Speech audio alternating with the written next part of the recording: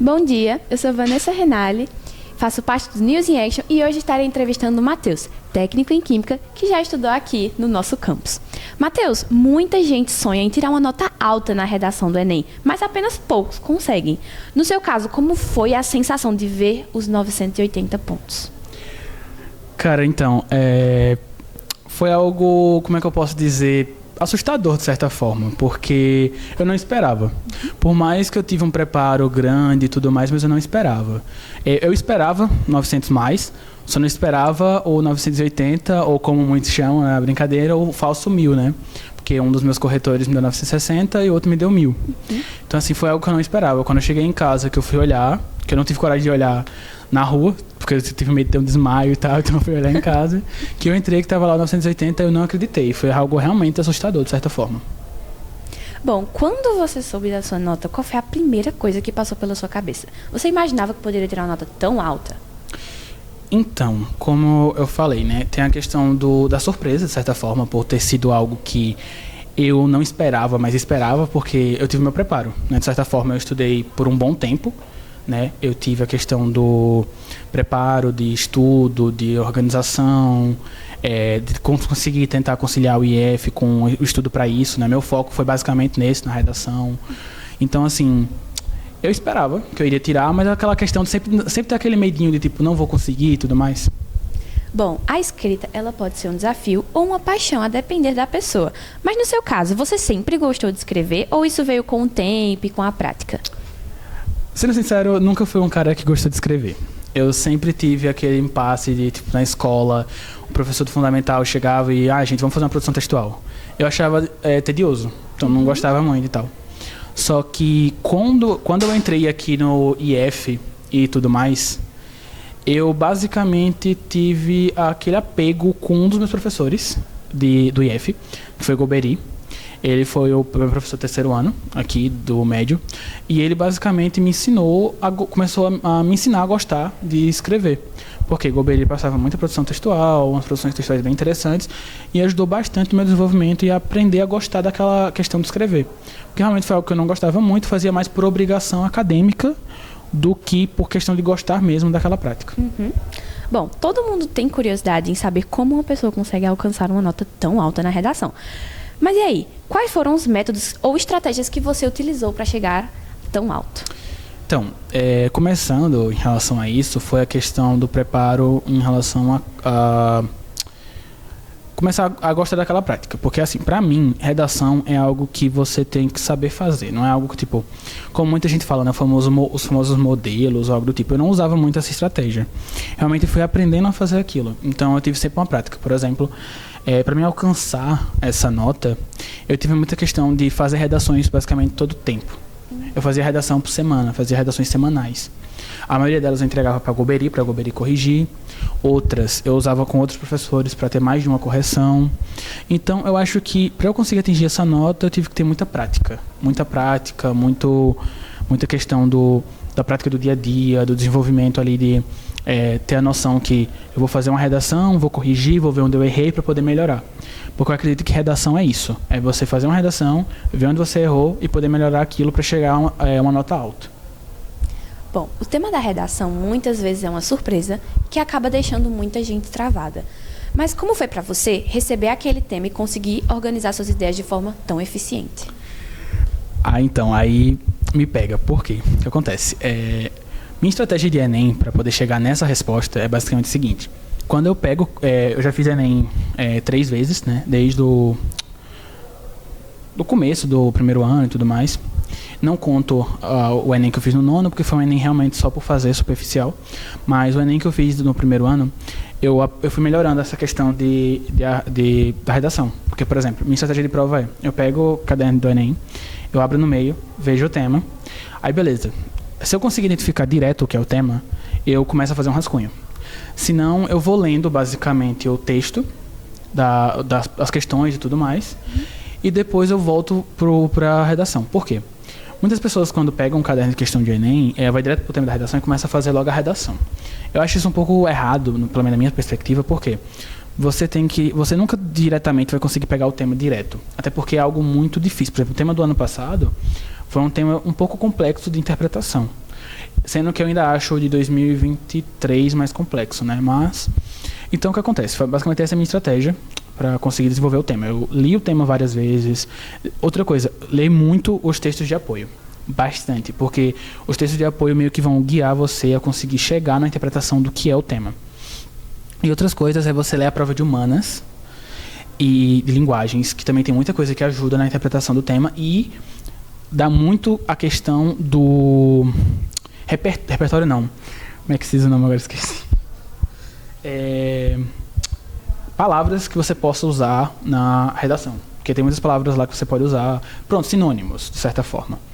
Então, minha estratégia é essa. Eu pego o tema, vou fazendo algumas questões da prova. Geralmente eu faço de 10 a 5 questões. Depois volto para o tema e vou lendo e fazendo a redação aos poucos.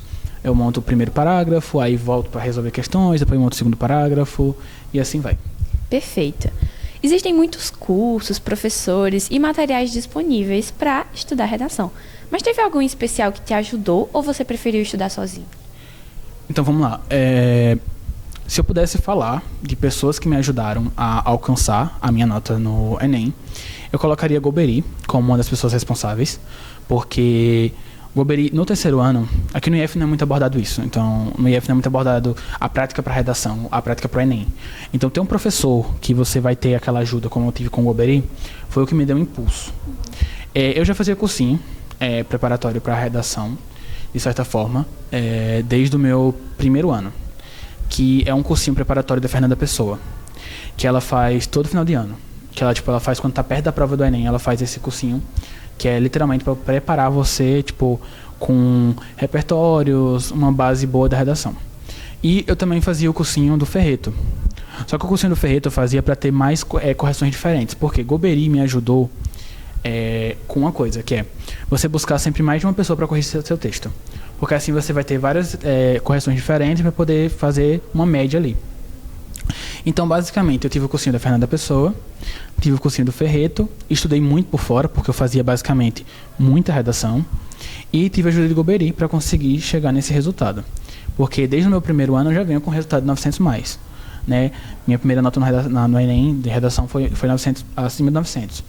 Então, eu já tinha uma prática, porque eu fazia muita redação, porque falavam que era a pior coisa do Enem, era a redação. Então, eu fiquei um pouco assustado desde o meu primeiro ano. A preparação do Enem, ela pode ser solitária e difícil. Teve algum familiar ou algum amigo que te ajudou e te incentivou nesse processo? Então, vamos lá. Tiveram algumas pessoas, né, que quando eu estava naquele desânimo, quero desistir, não quero mais, o Enem já tá, não tá bom, não quero Enem. Teve algumas pessoas, né, Beatriz foi uma delas, me ajudou bastante a não desistir, falava que eu tinha que fazer o Enem e tudo mais. Meu irmão também, Juan, me ajudou bastante também a não desistir, porque as pessoas falavam, né, que eu tenho capacidade e tal. Teve uns colegas que estudaram comigo, a gente fazia estudo em coletivo. Então, familiares também, de certa forma, que acreditavam que eu ia conseguir um bom resultado. Inclusive meu irmão Lucas também, que me levou pro Enem e me levava para os cursinhos e tal. Tiveram algumas pessoas assim que me ajudaram a conseguir chegar nesse resultado, porque eu acredito que com pessoas e familiares ajudando se torna um pouco mais fácil. Tirar uma nota alta na redação é um grande feito, mas também é só uma etapa. Quais são os seus planos agora, depois desse resultado tão impressionante? Então, minha jornada agora acadêmica, ela se resume à minha atual faculdade, que eu irei começar agora dia 2 de junho, que é psicologia. Eu passei em psicologia na UFCG e minha trajetória basicamente agora é me formar no curso e fazer a minha especialização, não especialização, né, mas seguir a área da psicologia, que seria a psicologia forense, que é uma área que eu comecei a gostar bastante, achei bem interessante. Como eu disse, né, pro meu professor, pode ser que daqui para lá mude, mas por enquanto meus planos são esses. Pretendo, não esqueci o meu curso de formação aqui no IF, que foi Química. Pretendo futuramente, após terminar minha faculdade, fazer um Enem de novo para tentar um curso que também é minha meta, que é Química Industrial. Quero muito também. E basicamente meus dois planos objetivos são esses, né? Terminar o meu curso de Psicologia e fazer um futuro Enem para tentar Química Industrial e ter essas duas formações, que são as duas áreas que eu sou completamente apaixonado. Nós sabemos que o TEA ele pode trazer algumas particularidades na forma de aprender e se expressar. quais foram os maiores desafios que você enfrentou por causa disso na sua preparação ou até mesmo no dia da prova? Então, vamos lá. A questão do TEA, que me dificultou bastante, foi a questão do... Como é que eu posso explicar? A questão da rotina. Por quê?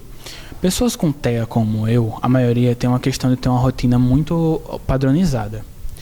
E o que acontece? Por estudar na Federal, todo mundo que estuda na Federal sabe como a rotina é totalmente caótica, não tem como ser uma rotina organizada, é muito difícil você seguir um padrão de rotina aqui, é extremamente difícil. Então eu acredito que por conta do TEA foi literalmente isso, conseguir organizar minha rotina de estudos com IF e minha vida pessoal. Eu sei que para pessoas atípicas, basicamente é essa questão da rotina. E no dia da prova, é a questão do desafio grande, enorme, que é a questão do local que eu fiz a prova. Porque o que acontece? Eu tenho na prova o direito a 1 hora mais de prova e um local de prova sozinho. Eu faço minha prova literalmente no canto sozinho. Só que qual é o problema? Mesmo eu tendo esse recurso de ter uma prova no local sozinho, a escola que eles me colocam é uma escola onde perto estava tendo o jogo do Flamengo. Nossa. Tava tendo o jogo do Flamengo e eu tava tendo que ouvir o barulho da torcida e os fogos. Então, tipo assim, eu tava fazendo a prova e ouvindo aquilo todo e tentando ignorar. Por conta que o TEA é muito sensível à questão do barulho. Então, tipo, foi um desafio essas questões. Muitas pessoas com TEA, elas relatam que tem um jeito diferente de perceber o mundo. Você acha que isso influenciou positivamente na forma como você escreve e constrói os argumentos? Cara, eu acredito que sim. Porque, tipo assim, a gente por ter uma questão muito séria na questão de como a gente vê as coisas, uma maneira, vamos se dizer, inocente, vamos pôr entre aspas, né, inocente, termina se tornando um pouco mais fácil algumas coisas, alguns temas, a perspectiva em algumas ações. Por exemplo, eu posso pegar de base os meus 3 Enems, por exemplo. Todos os meus 3 Enems foram corrigidos depois pela Fernanda Pessoa. E a minha base de argumentos comparado com outros alunos que não são autistas teve uma diferença gigantesca, entendeu? Em questão de perspectiva, porque eu vejo uma maneira mais inocente, meus argumentos tendem a ser mais coesos em relação a, dependendo do tema, claro, e a interpretação muda por conta exatamente do TEA, porque a minha interpretação pode ser diferente de uma pessoa que não é autista e tudo mais. Matheus, para finalizar, muita gente duvida da própria capacidade, principalmente quem enfrenta alguma limitação ou dificuldade.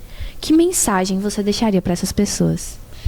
Então, como eu também tinha essa questão minha, que eu não acreditava que eu conseguiria chegar tão longe, porque como eu fui diagnosticado tarde com o autismo e tudo mais, eu achava que eu ia perder tudo na questão de, tipo... Porque eu sempre tive dificuldades, né? Não diria dificuldades acadêmicas, eu diria dificuldades em socialização, dificuldades sensoriais. E um ambiente escolar, um ambiente de trabalho, uma faculdade, seja como for, para uma pessoa que é neurotípica e tudo mais, é realmente algo desafiador. Mas o que eu tenho a dizer é, você é tão capaz quanto uma pessoa, vamos usar entre aspas, normal, que consegue as mesmas coisas. Eu mesmo. Eu juro pra você que eu não acreditava que eu iria passar direto do terceiro ano para uma faculdade. Eu achava que seria impossível. Porque, tipo, as pessoas sempre colocavam aquele obstáculo, mas tu tem mais dificuldade de aprendizado, né? Tu é autista e tudo mais. Só que a gente, com qualquer deficiência, não importa, a gente é capaz de chegar onde a gente quiser. Só basta a gente realmente ter aquele objetivo como prioridade, correr atrás, usar o que pode, porque, sim, quando eu fiz o meu primeiro Enem, eu não tive direito às minhas acessibilidades, né? Como o TEA, que é a questão de 1 hora mais de prova, a questão da sala adaptada e a questão do ledor e tudo mais. E muito isso acontece com muitos autistas, eu tenho a dizer, não tenha vergonha de usar os seus direitos quanto você ser autista ou ter alguma deficiência ou algo do tipo. Por quê? Muitas pessoas vão fazer como fizeram comigo. Falar, mas ele teve facilidade, ele teve a questão do poder usar 1 hora mais de prova, ter a questão de uma sala só para ele, isso termina sendo mais fácil. Se você for ouvir esse tipo de gente, você não vai sair do canto nunca. Então depende 100% de você, de acreditar em você e de perceber que porque você ter usado tal coisa não lhe torna pior ou melhor que ninguém. entendeu? É a sua questão, é o seu direito, é o nosso direito. Então eu digo isso, busque usar seu direito, busque sempre melhorar. E uma coisa que parece totalmente idiota de certa forma, não se limite à sua deficiência ou à sua condição. Você é muito mais do que ela.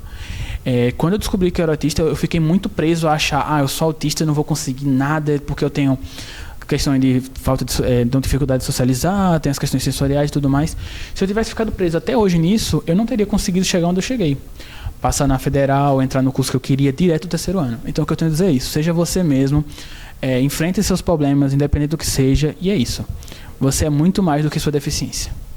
Muito obrigada, Matheus, por nos ceder nossa entrevista. E é muito bom ver que existem pessoas que estão aqui para divulgar essa mensagem, né, de superação e de resiliência. Bom, se vocês estiverem interessados em mais, por favor, nos sigam nas redes sociais.